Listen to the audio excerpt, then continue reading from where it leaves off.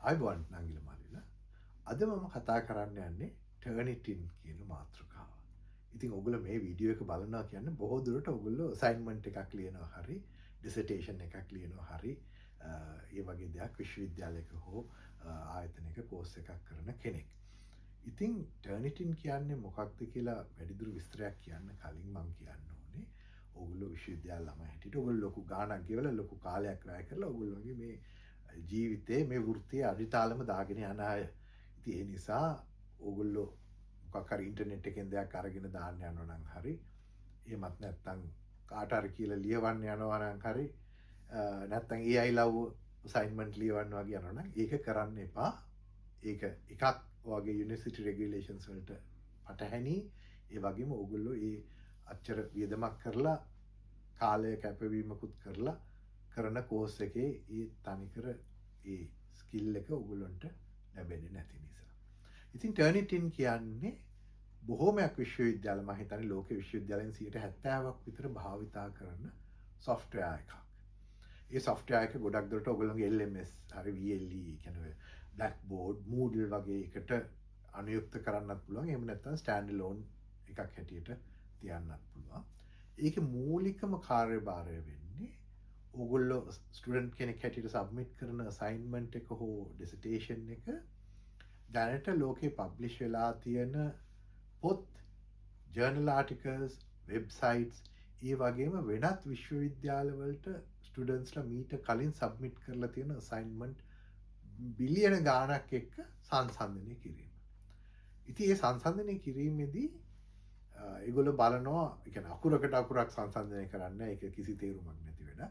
බොහෝ දුරට පරිච්ඡේදයකට පරිච්ඡේදයක් ඒ කියන්නේ කලින් කවුරු හරි ළමෙක් ලියපු එකක් හරි ඒ වගේ තියනවාද කියන එක බලනවා.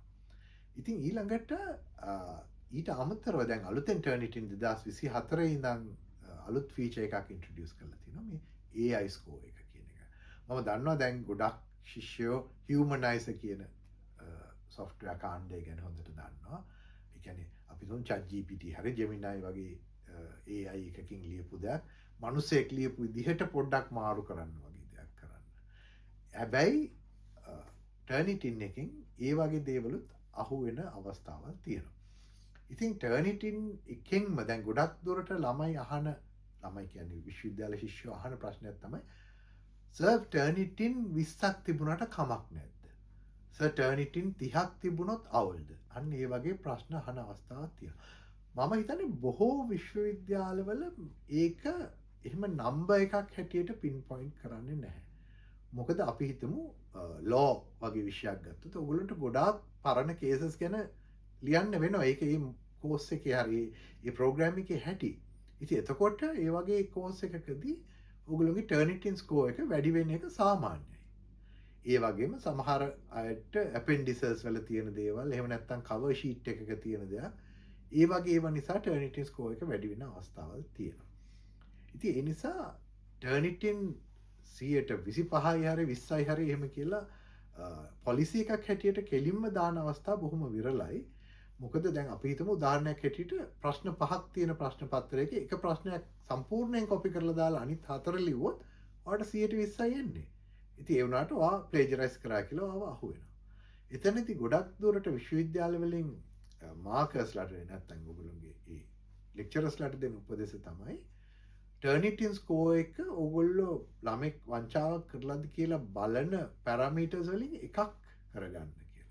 අපි හිතමු සමහර අය කරන්නේ පැරග්‍රාෆ් එකක් කොපි කරලා අර වර්ඩ් වලින් රයිට් ක්ලික් කරලා සිනොනිම්ස් වලට ගිහිල්ලා වචන කීවර්ඩ්ස් කිහිපයක් මාරු කරනවා ඊට කිට්ටුවෙන් යන වචන වලට.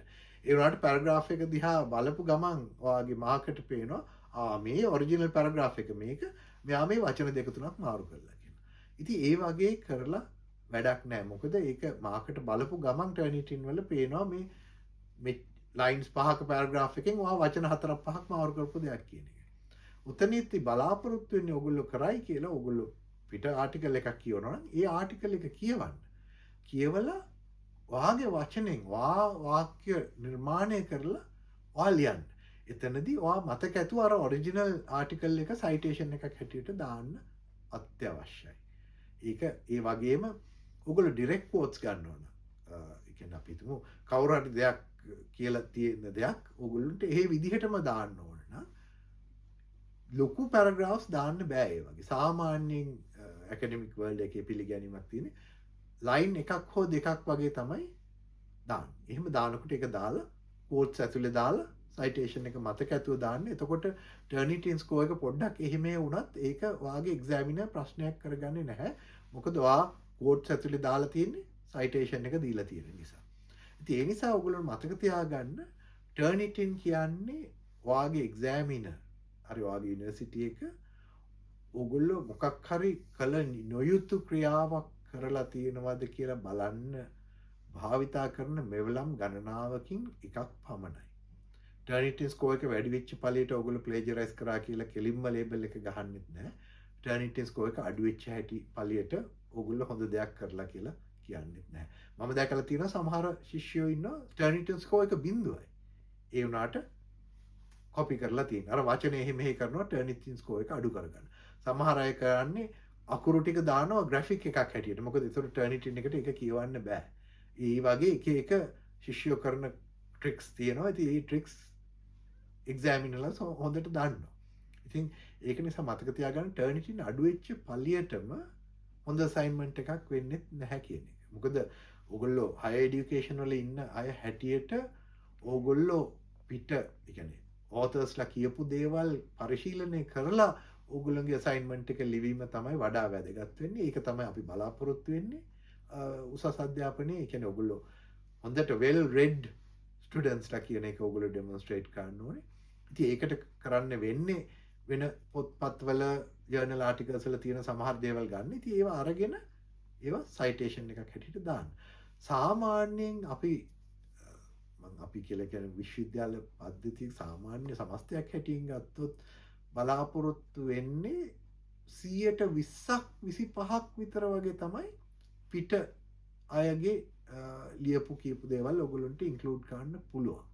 ඒක සබ්ජෙක්ට් එක සහ විශ්වවිද්‍යාලය අනුව වෙනස් වෙනවා. මම ඉස්සෙල්ලා කිව්වා වගේ ලෝ වල සාමාන්‍යයෙන් ගොඩක් වැඩි ටර්නිටින් ස්කෝර් එකක් සාමාන්‍යයෙන් දකින්න ලැබෙන්නේ. ඒ වගේම අපි හිතමු නිකන් මැනේජ්මන්ට් සබ්ජෙක්ට් එක ගොඩක් අඩුයි 10%ක් වගේ දෙයක් දකින්න පුළුවන්. ඉතින් ඔතනදී ඕවරෝල් ටර්නිටින් ස්කෝර් එකට වඩා වැදගත් තව එකක් තියෙනවා. ඒ ඇවිල්ලා ඉන්ඩිවිජුවල් සෝස් එකකින් ගත්ත ප්‍රමාණය. ඉන්ඩිවිජුවල් සෝස් එකකින් ගත්ත ප්‍රමාණය සාමාන්‍යයෙන් 100ට 1-2ක් වගේ තමයි ටොලරන්ස් එකක් තියෙන්නේ. ඒ කියන්නේ අපි හිතමු වචන 5000ක අසයින්මන්ට් එකක් නම් ඉතින් වචන 50ක් 100ක් එකම සෝස් එකකින් අරගෙන ඔයා සයිටේෂන් දාලා ලිව්වට ලොකු ගැටලුවක් නැහැ. ඒ වුණාට ඒව පුළුවන් තරම් සෝසස් ගන්න වැඩි කරගෙන එක සෝස් එකකින් ගන්න ටෙක්ස්ට් ප්‍රමාණය අඩු කරගන්න ඕනේ. මතක ඇතුව you understand, you read it, understand and write it in your own words. ඔයා ඩිරෙක්ට් කෝට් එකක් දාන්න ඕන නම් සාමාන්‍යයෙන් ලයින් එකක දෙකක අනිවාර්යෙන් ඒක සයිටේෂන් එක දාන්න පිටු අංකයත් සමග. එතකොට ඔයගොල්ලන්ට සාමාන්‍ය ප්‍රශ්නයක් වෙන්න හේතුවක් නැහැ. Thank you.